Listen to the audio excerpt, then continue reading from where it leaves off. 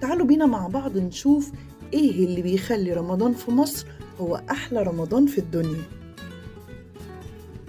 لو نزلت أي شارع في مصر قبل رمضان هتلاقي الدنيا قلبت مهرجان ألوان، الزينة متعلقة بين البيوت وسلاسل الأنوار بتنور الشوارع كلها.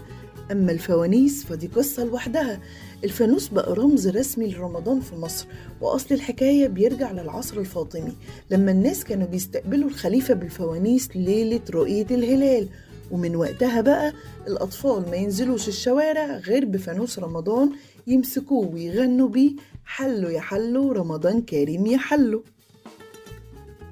مدفع الإفطار اضرب، مفيش إحساس أحلى من إنك مستني المدفع وهو بيضوي في كل حتة قبل ما تفطر. عادة المدفع دي بدأت من أيام محمد علي وانتشرت في محافظات كتير لحد ما بقت جزء لا يتجزأ من